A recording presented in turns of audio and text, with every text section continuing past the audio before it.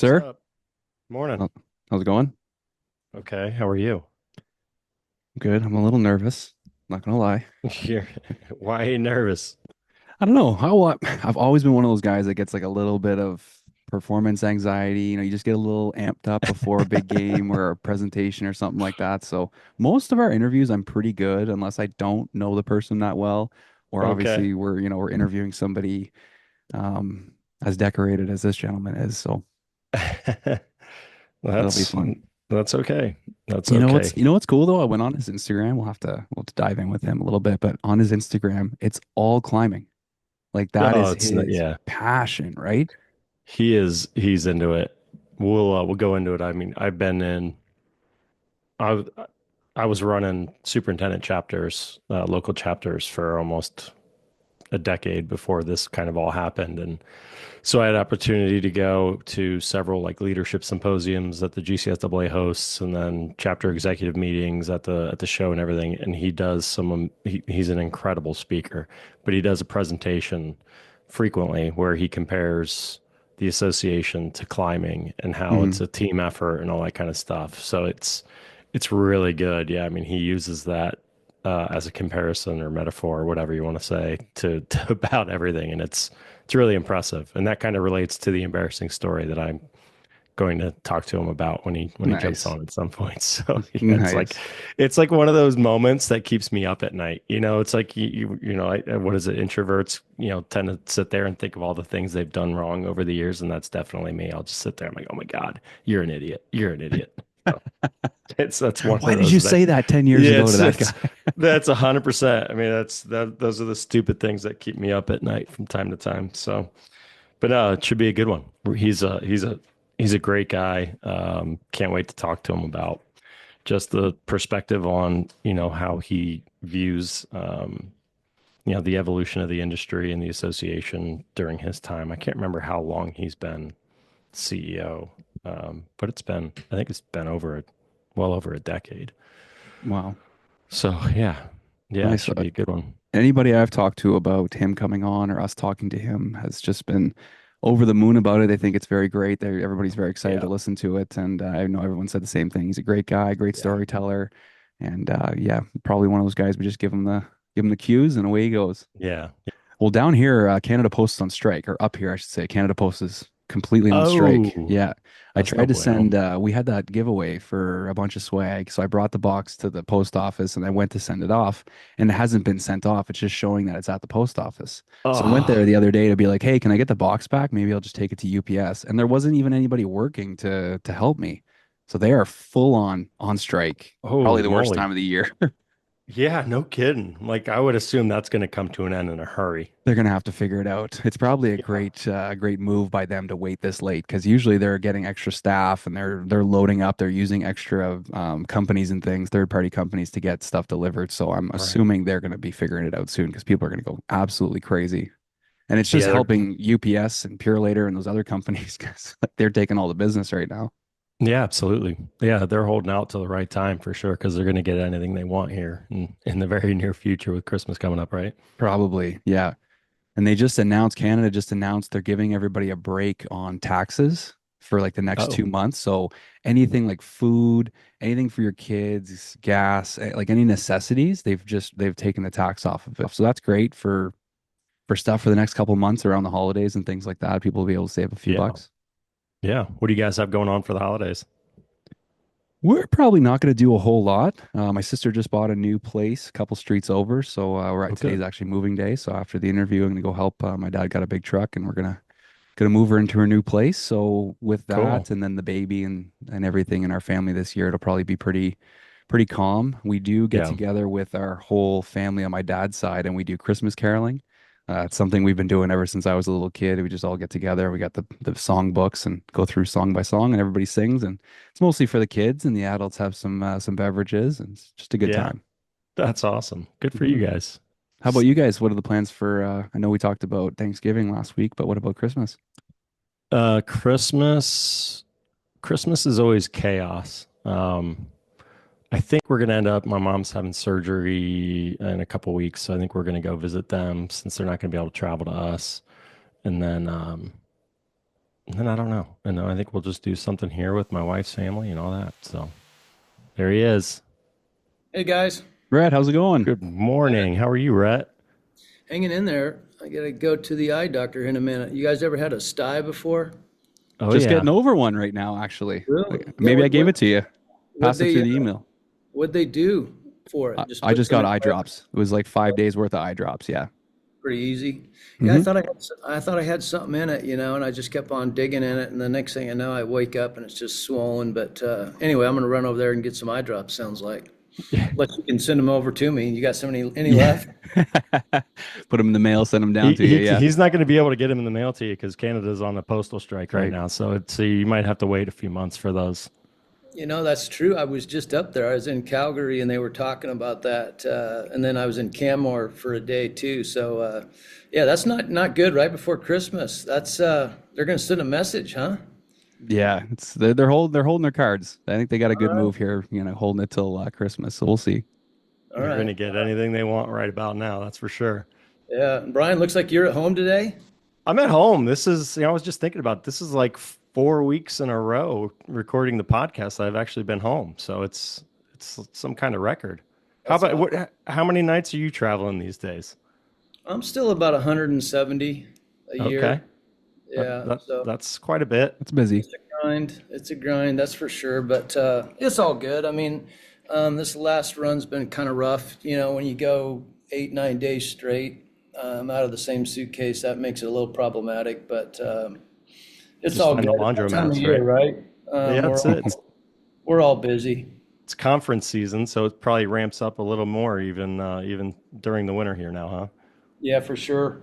Yeah, I mean, and then I took that little stint to go climb that little bump in the Himalayas, and so that set me back 50 days. So I'm still playing, still playing catch up, but we'll get there. We'll get there. You're back home and resting now, though. I gotta say that's one of the best backgrounds we've had on this show. Like that is an incredible setup you got behind there. Anything really special you want to mention or point out? Well, it's interesting. This painting, I don't know if you know Jim Becker. He used to be with Epic Creative, and then his wife is a painter. And so the board of directors, when I finished Aconcagua, which is the highest mountain in South America in the Andes, they gave her that picture, and it was. You can't really see it in that, but there's a thing called a mountain shadow, and it's just this spectacular just a ray of light that you can only see at a certain elevation. And so she painted that. So that's kind of special. And then of course, the old ball washer with the GCSAA logo on it kind of reminds me of what we do every day. And that's to serve our members and serve the golfers. And yeah, and tons of golf balls back there with a lot of major championships and golf courses that I visited. So yeah, a lot of good memories floating back there. Did you get What that about ball you? washer after one of the courses took it off the grounds during COVID? Yeah, You're just like, we have it's no gonna. need for these anymore. It's funny you mentioned that because yeah, COVID. It was like everybody was taking them off, and so that was such a crazy time. And I gotta when I look at that, I do. I think of COVID. It's going to be an antique one of these days. Yeah, Yeah, no it's kidding, true. no kidding. I've always wondered, and I had this conversation with a lot of people. Why is the ball washer at the tee, not at the green, right? Because Yeah, no one, you always clean your ball on the green. It's should Hmm. be clean by the time you get over to the tee, then, right? man, you just gave me something to think about like all day long. Like That's that's it. so true. I mean, yeah, you take your rag right and on the golf cart, and then you walk up to the green and mark your ball and then wash it. Yeah. I don't know. Maybe they're too lazy to walk back and wash their ball before they putt it. Who knows? That's why we just stick with the old wet towel and be done with it. Yeah, much more efficient. It's good. So So, speaking of the picture behind you there, how did you get into climbing, Rhett? I grew up in Arizona, so I'm a West Coast guy. Just lived in Prescott, Arizona, which is kind of north of Phoenix, and so it's up in the Ponderosa Pines, and it's got some granite boulders and just some really cool climbs. So I grew up kind of technical climbing, kind of hiking around, and then later in life, I just with this job, and we talked just earlier about the travel. It's crazy, and so I thought, you know what, I've got to set some goals. I've got to set my sights on something that every year I try to accomplish, and so the goal just kind of became let's work our way around each continent try to knock out the tallest peaks on each one of them, and so thus the journey began. In terms of my mountaineering, well, called career, and so that's I've been rocking and rolling for the last 15 years on it, and just completed Everest, and I've got two more of the seven to do, and then we'll be able to check that box and move on to the next goal. So Which that's one? incredible. I've always been a huge fan of mountaineering. It's something I don't know if I'd ever be able to pull off, but I've seen all the documentaries, everything about K2 and Mount Everest and everything. And I've always thought, being an athlete myself, that's got to be such a mental grind. Like there's a lot that your body can do physically to get through there, but the mental side of that, talk a little bit about, getting through, preparing for that, and then actually, pushing up the mountain. Yeah, that's such a good observation, right? Because I think a lot of people, they quickly gravitate to the physicality, the physical side of the climb, right? It's cold, it's steep, it's long, etc. But the mental side of it, probably, at least for me, is the most challenging. You have a lot of downtime. You have, Everest, for an example, is 50 days. So if you just think about, you take the mountain out of it and just think of going camping for 50 days, right? I mean, just that alone, just in a sleeping bag, eating, camp food, the lack of resources, whether it's shower, et cetera, et cetera. I mean, eventually it just starts weighing on you, and then you got to go climb the mountain. So the mental side of it was a huge wake up call for me, and really has been probably my biggest takeaway that we've got to balance that. We've got to have the power of the mind. Certainly, you've got to be in shape to do it, but those two things go hand in glove, the body and the mind. And once those things are in sync, it's pretty remarkable what the human spirit can do. It's neat, right? To kind of get out of that comfort zone, and I think all of us, like to sit in it, right? It's as humans, we kind of gravitate to the easy, and so I think as soon as we can kind of just push ourselves just a little bit, we realize, wow, I've got this, and it's just one step, one foot in front of the other, and pretty soon we look back on our career and we go, wow, I did something neat in this business, or I climbed Everest, or whatever it is. I started the superintendent network. It just takes us, that moment to kind of put mind and body together and move and go. Yeah, I was following the lead into the climb there in Everest, and it looked like it was a pretty intense training regimen. Talk about how you prepare your mind and your body for that grueling task. Yeah, I think for me, Brian, it's a lifelong endeavor. So I think if you just woke up one day and said, "Hey, I want to climb Everest," I mean, the regiment would be pretty intense to get, to that level. But fortunately, it's part of my life. So, I always try to stay in pretty good shape. For Everest, though, the last 6 months before the climb, I did what I call kind of specific training. So Everest is more of an endurance sport than it is, quick twitch muscles. Obviously, the last thing you want to do is get in zone 3 or zone 4 on Everest, when the oxygen is 33% of what it is at sea level. So at the end of the day, once you go and you start redlining, and it's over. So it's really just keeping that heart rate down and doing long kind of endurance climbs, and spending just a lot of time, out in the woods with the backpack on, hours upon end, just grinding it out. So my regiment was, and I'll just tell you a quick story about it, because again, we talked about the travel and we're all busy, but we all love these hotels, right, that we stay at, that have these just massive gyms, and it's just all this nice high level training equipment. Not, it's just some ratty old treadmill, tucked in the corner of some hotel, and so you're just like, oh my gosh, how am I going to get my workout in this morning? And so you just start doing stairs right inside the stairwell at the hotel, and I would travel with a back or a carry-on that you can take up to 50 pounds. So I have a 50-pound weight vest that I put in my suitcase, one of my suitcases, and I would just throw that thing on in the morning and just start doing stairs inside the hotel room, or the stairwell at the hotel, and any way I could, I'd try to get my workout in, but I didn't miss it, and it paid off, paid dividends on the mountain, because I was ready to go.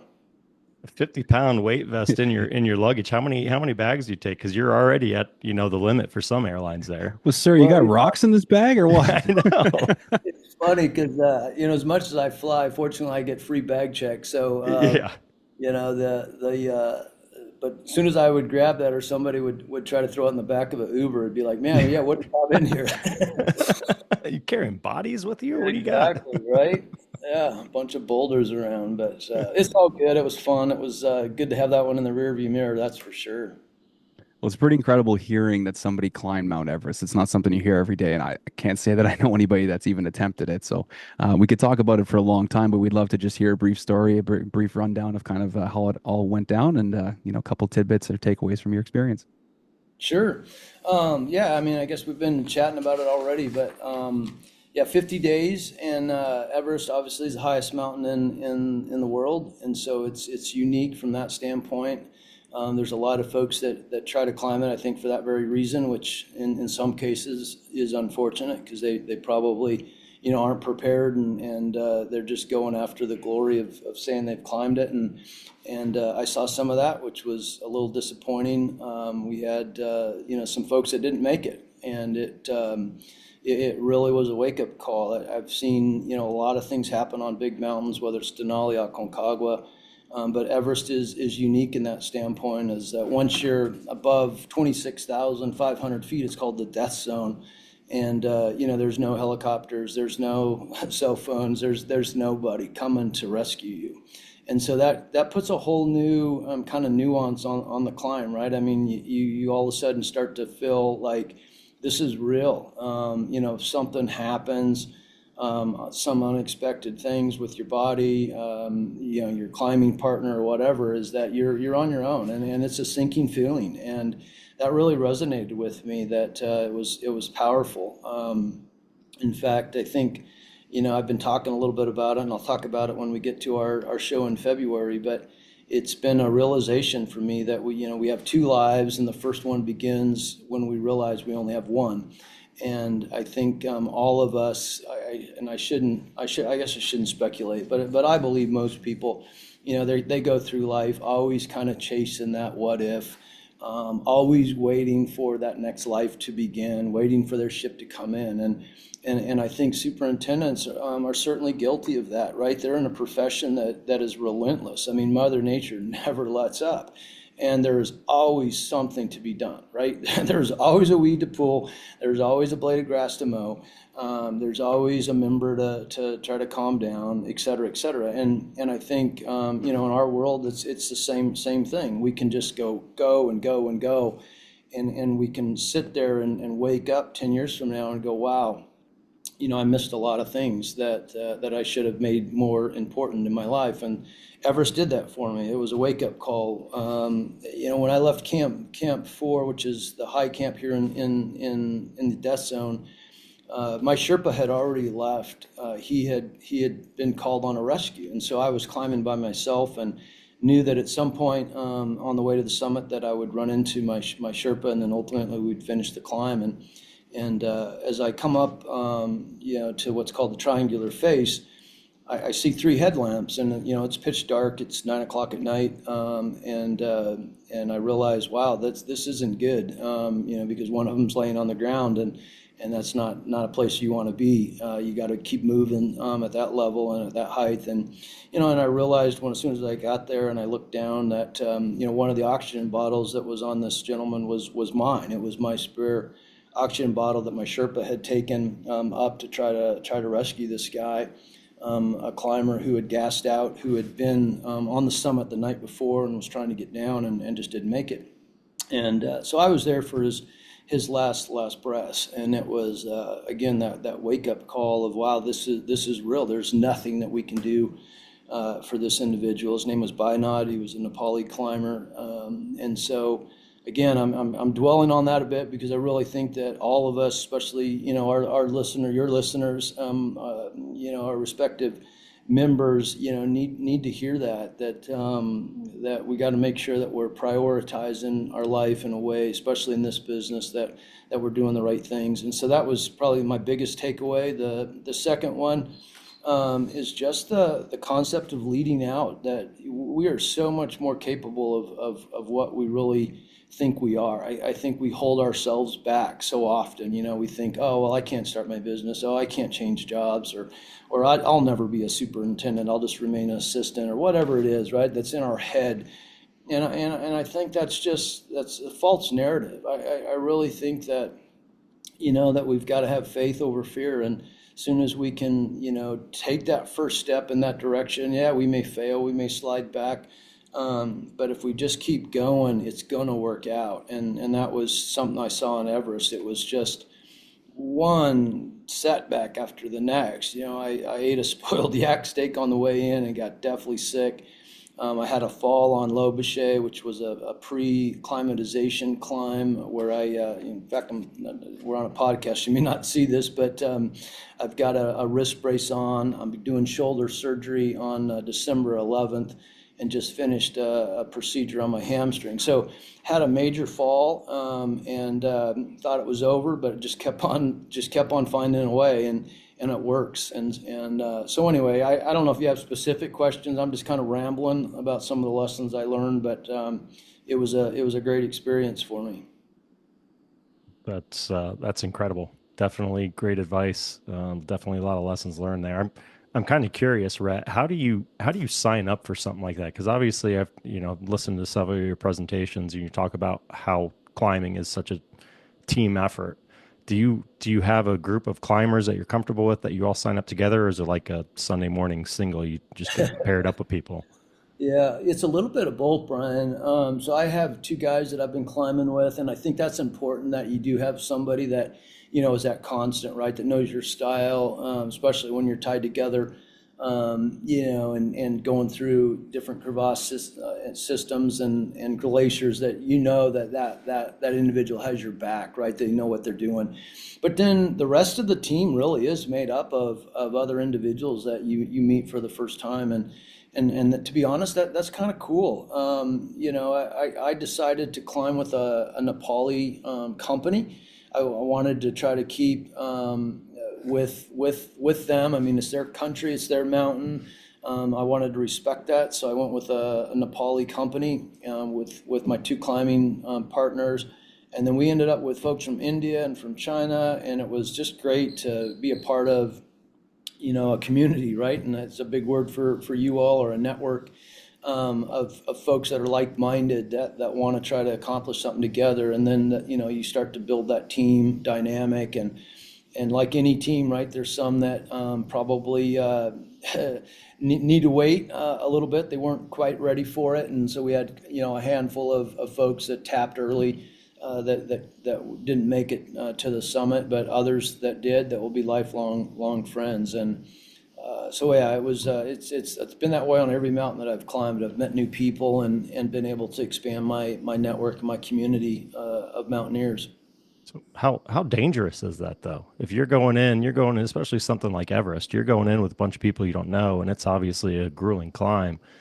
And you might have some guys, like you said, that just weren't up to the task. I mean, how dangerous is that for the team? Yeah, I think that's the part that's a little disturbing, to be honest. I think there's some politics at play. I've been lobbying and like kind of on my side job, if you will, doing some things in that community where if you look at just not to get off topic, but just trash removal and human waste, et cetera, the mountain was getting fairly polluted, and so we lobbied to try to create some rules and regulations that you had to haul down your own oxygen bottles, you had to haul out your own waste and trash, and that's now in place, and so the mountain's getting cleaner. But to your point though about just experience and just their ability to climb, that's a tough one to monitor. So technically, to get your permit, you're supposed to have climbed above 20,000 feet 2 or 3 times and have those mountains listed, and then they look at it and say, yeah, Brian's good to go. But unfortunately, humans tend to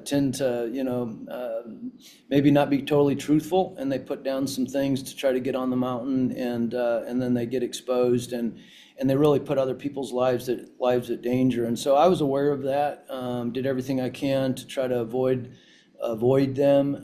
The fortunate thing about Everest is that you get to climb with a Sherpa, and once you leave kind of camp three, really, it's just you and your Sherpa. So you're tied to your Sherpa, and you can go at your own pace and get around some of those folks and try to avoid that, some of those mishaps that happen on the mountain.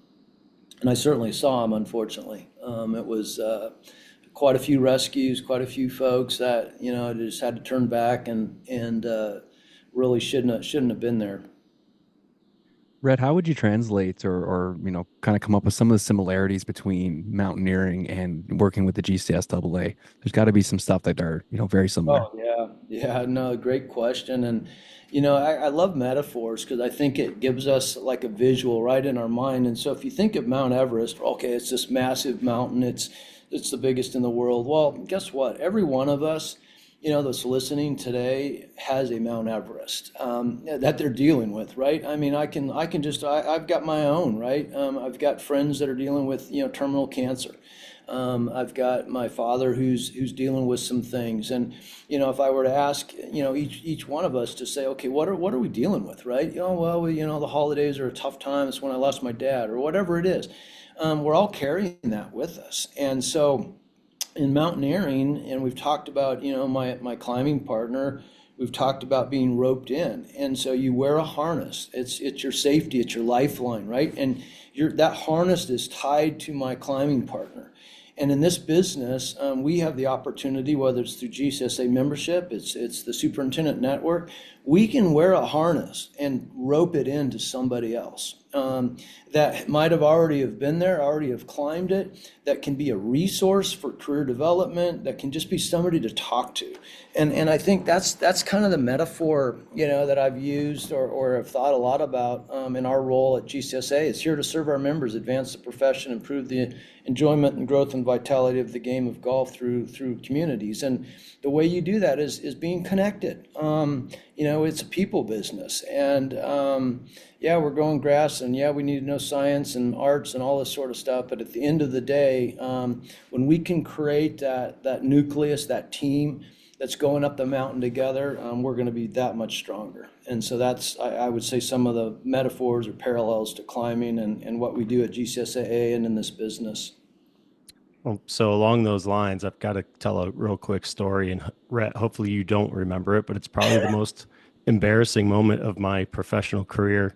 I've sat in on your presentation talking about that metaphor several times, and I can't remember where it was. It might have been at the GCSAA conference, but you were telling the metaphor and we're writing it and showing it on the board and the ropes and all that. And, I'm sitting there, I'm like, oh man, this is great. And I'm jotting down notes, and all of a sudden you ask a question and you call on me, and I gave the most asinine response that possibly could have been given.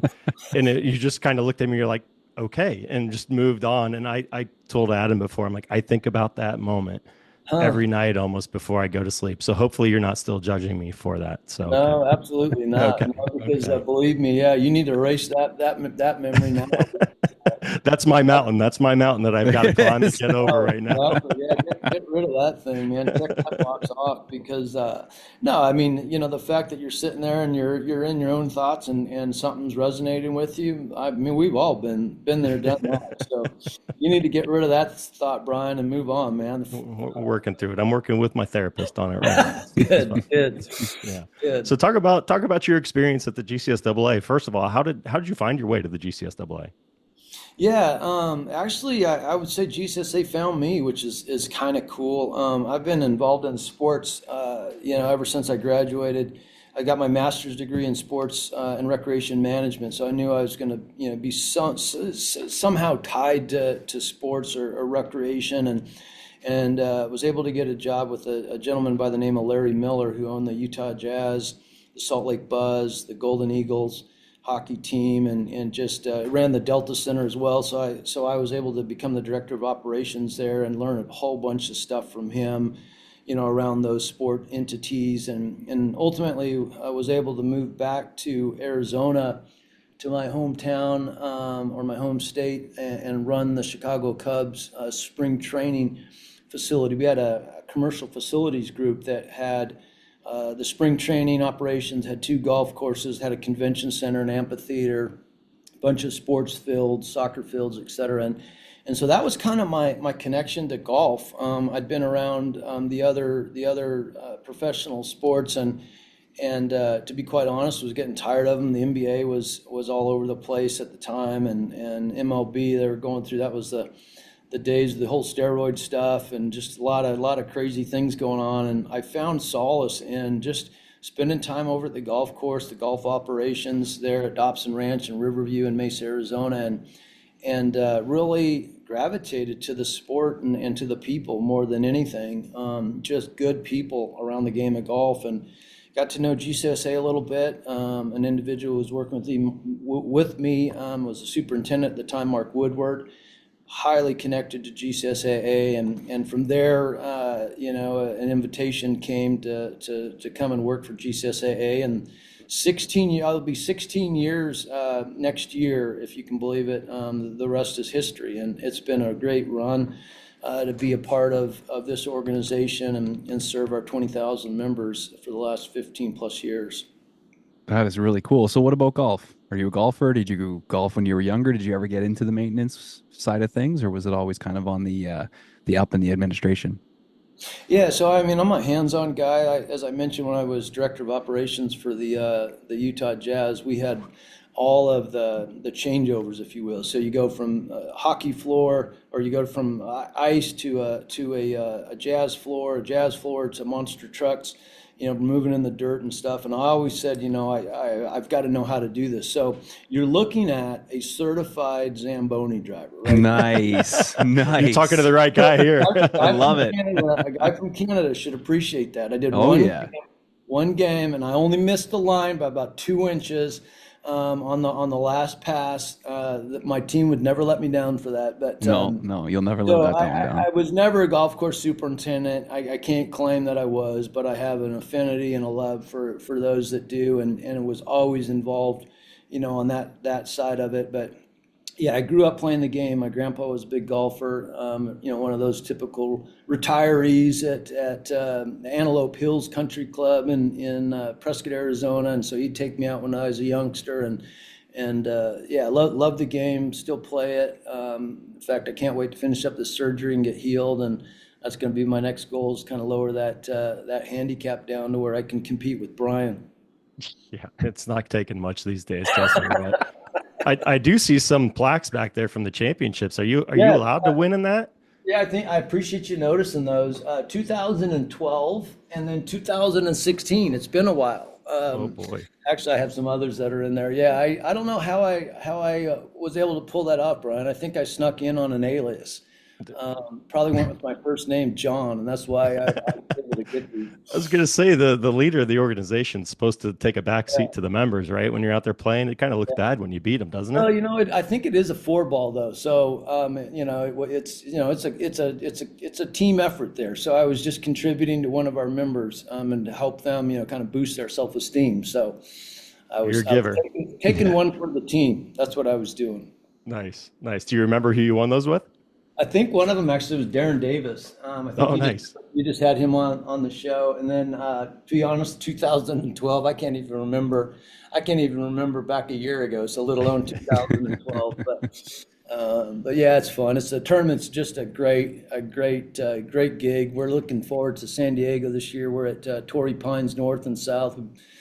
We have it for 3 days. We've got Aviera Del Mar, I believe, and it's just such a great opportunity. I mean, we're sitting here talking about golf and again, these things behind me, but what a great sport, right? That we get to come together and spend, 4 or 5 hours and razz each other and hit a good shot here and there and a bad shot, more times than not. And we're all truly blessed to be a part of this sport, this game.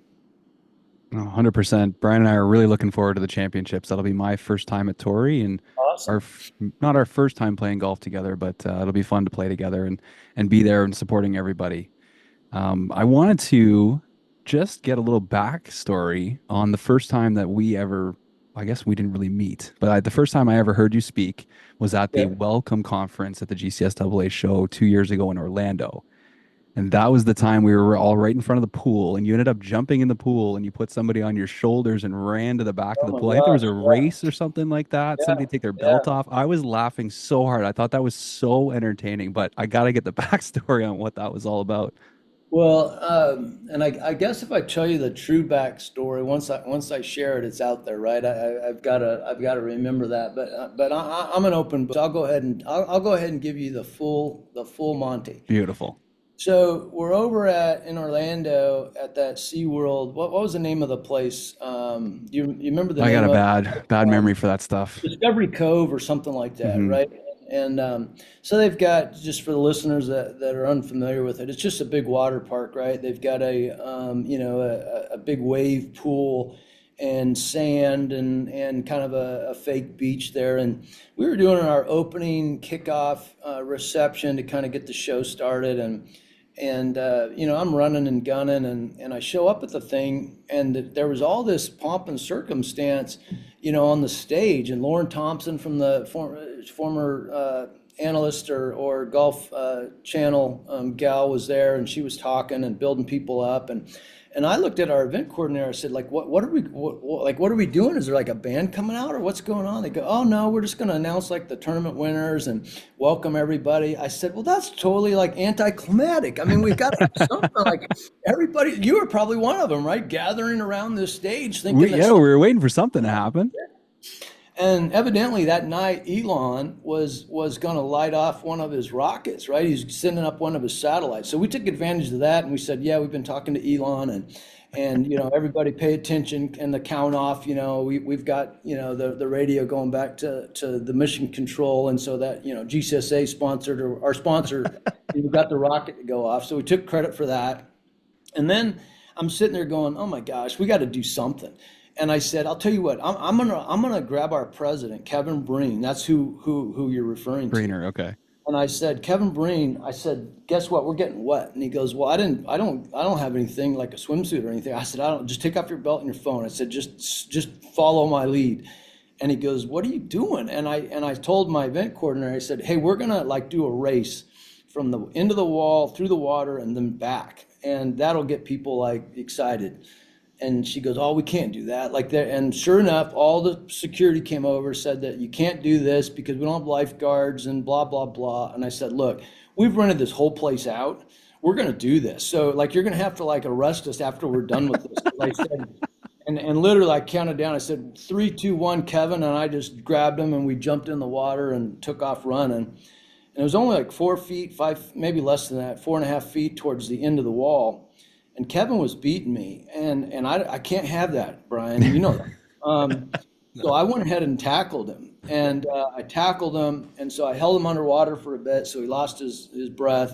And then when he came up, I thought, well, I got to be a good Samaritan here. So I put him on my shoulders and carried him like a wounded warrior back to the stage. And anyway, that's the backstory on how all that happened. It was totally like a 30-second impromptu deal.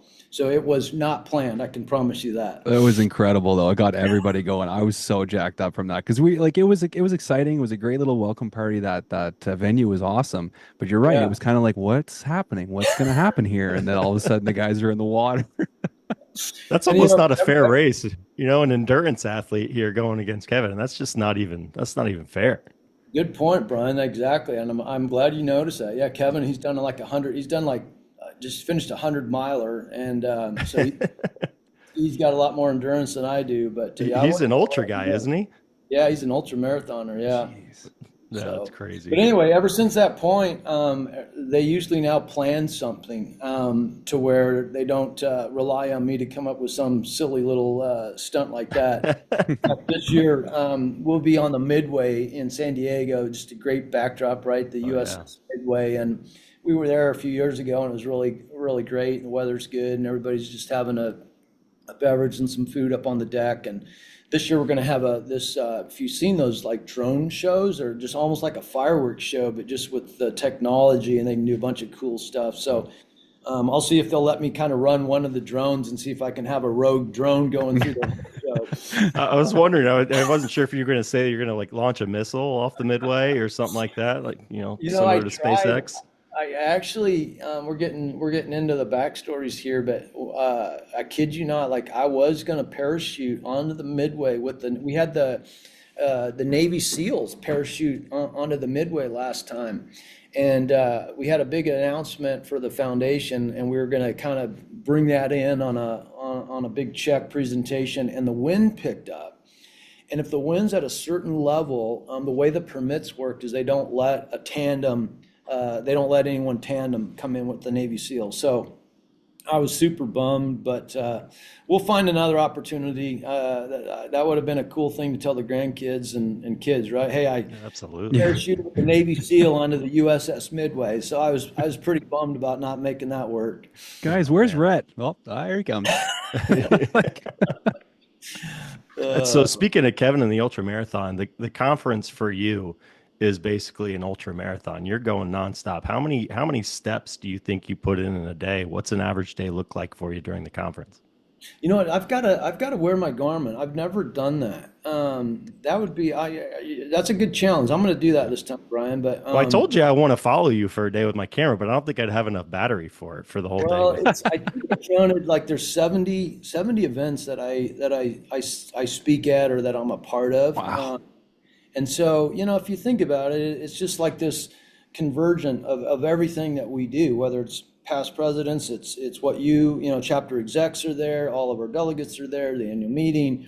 And then you have, 450 seminars going on, so all of our educators, we've got, all of the exhibitors. It's just a massive opportunity to say hi to a lot of people and a lot of meetings. But I wouldn't have it any other way. It definitely is a grind for those days, starting with the tournament. But I love it, and I guess maybe the older I get, I'll start picking and choosing a little bit better. But I won't do that until I actually do the Garmin and get you the amount of steps We need that the we take. data. Yeah, Gotta have the definitely. Need data, data. right? We gotta have the proof. So We'll I'll put do a that. GS3 in your pocket and see how fast you're Yes. going too. There you go.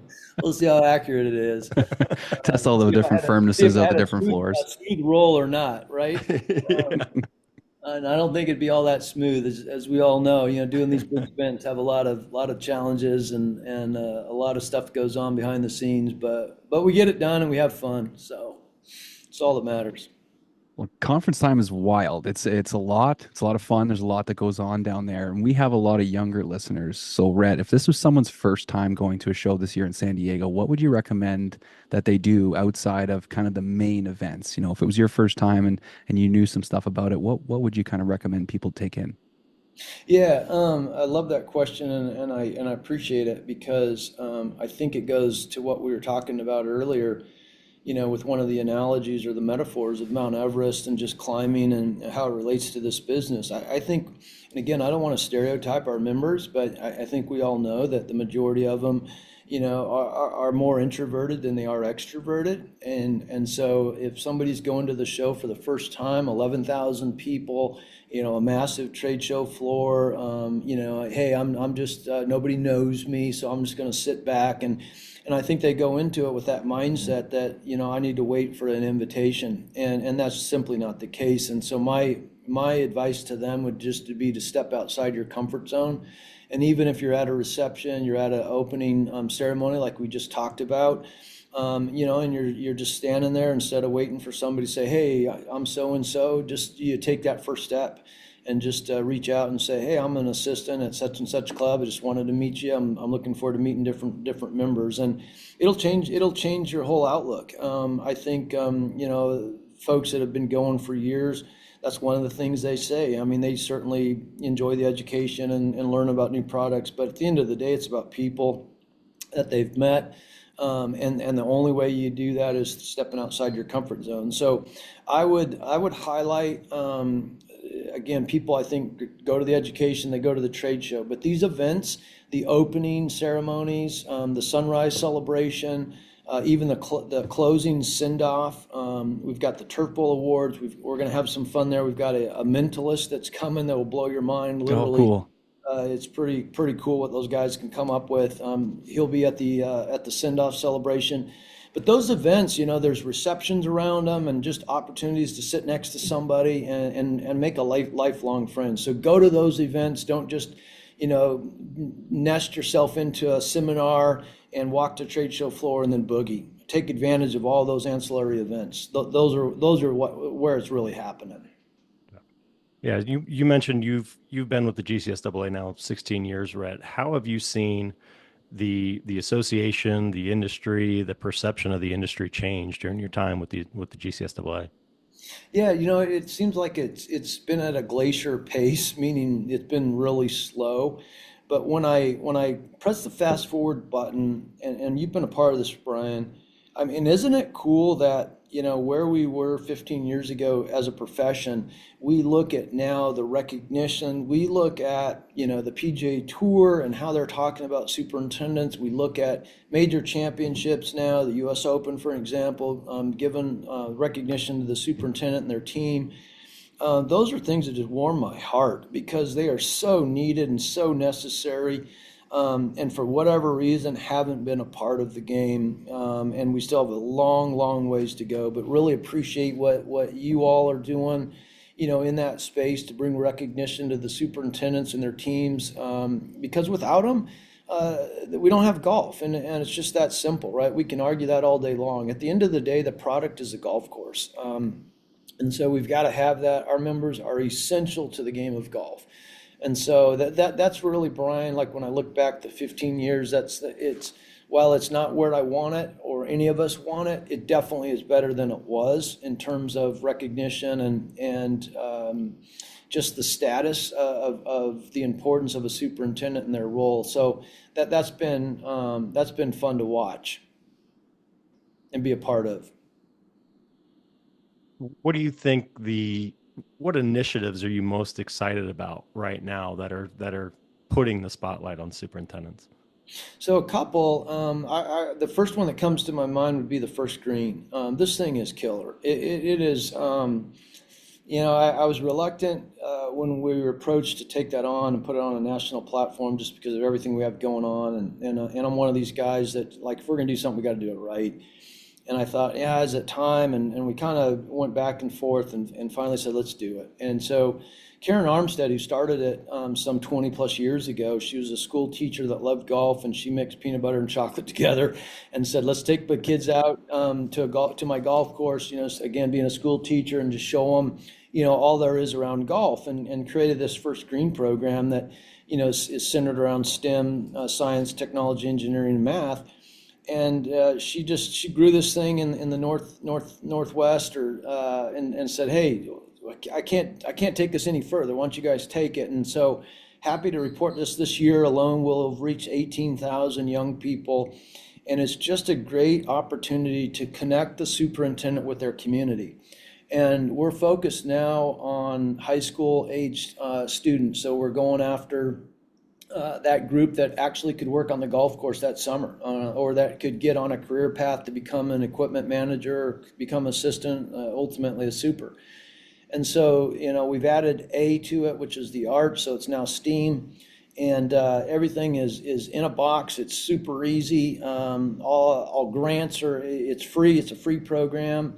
So, you can bring the kids out on a school bus, buy them some pizza, get the golf pro to teach them, how to putt, and then have the superintendent work the stations with their assistants, et cetera. And the kids walk away with this brand new perspective of, number one, they didn't know what a golf course superintendent was. And number two, they didn't know all the cool things that we get to be a part of, the environment, and get to be a part of Mother Nature, and working with our hands, and working with teams, and doing math, and doing science. And they really have a new appreciation for what superintendents do. So that program, I'd say, is number one. Super excited about where that's going.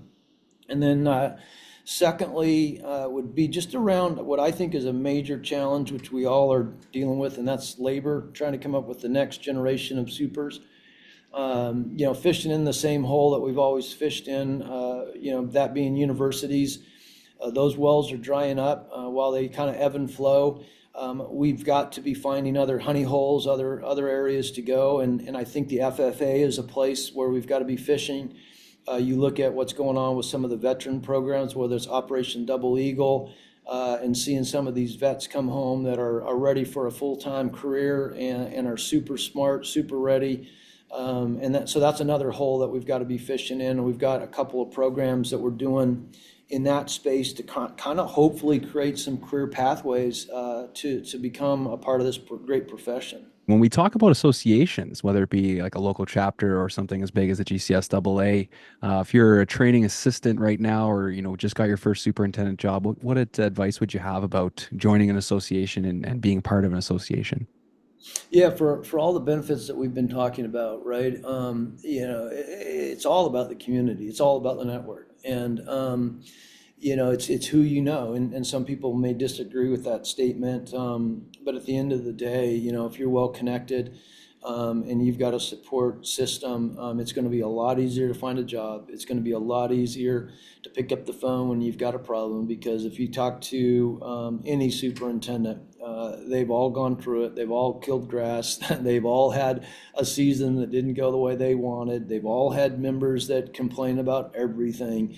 And so there are people in this network, in GCSAA and wherever, that if you can just connect to them, you're going to be able to have a resource that if you weren't a part of it, you wouldn't have it. And I think, yeah, you can create your own little, Facebook stuff and this, that, and the other. But to be able to go into some organized events, to be able to just have it there for you, is really, really important. And it makes it a lot easier to concentrate on what you have to do. So I would definitely get involved. There's all kinds of, and let me just, I don't want to belabor this, but you're going to get me on my soapbox now for just a second, because I think the mindset that a lot of folks have is, okay, what is in it for me? Right? Well, why should I join this network, this community? I mean, I'll put the question back to them. And and they say, okay, well, what are you going to give me? And I think as soon as maybe it's just because I'm getting old, but as soon as we can reverse that question, and it's like, what can I give back? And as soon as we change that mindset and we start volunteering for committees, we start serving, the chapter or the network, or helping somebody become a mentor. We teach at a seminar. We impart some of the things that we've learned. All of a sudden, it clicks, and you realize, wow, this is what this is all about. It's about giving back, and you end up learning more than you do if you just sit there with your hands folded and crossed and say, I dare you to teach me something. And so I think as soon as that would be my advice to sum up that question, is just turn that around and say, you know what, I need to get involved so that I can help others. Yeah, that's good. I agree. I mean, having run chapters for a while, I mean, you're going to get out of it what you put into it, and those Yeah. that are heavily involved are always the ones that get the most reward out of being a part of those. So that was a great answer. I think you mentioned some of the different programs that you're excited about, and obviously to get all of those and make them successful, it takes an effort of the team that's there in Lawrence, Kansas. Talk a little bit about that team that you have there at headquarters. I mean, I've been lucky enough to visit several times, and just am always blown away at what's being done at headquarters. Just put a little spotlight on the crew there for us. Yeah, I appreciate that question, because we do have a great team, close to 90 employees here, including our field staff, 9 regions out in the field. But I'm in the office today here in Lawrence, Kansas, and literally this morning, just to give you a visual, I'm on a floor right next to our government affairs department. So Ava McKill and Michael Lee. And there's not a day that goes by where the phone's not ringing and somebody has some kind of issue, right? There's an HOA that's going crazy on a pesticide. There is a drought in a state, and there's some legislation that's coming forward that may preclude, gas-powered engines. I mean, the list just goes on and on.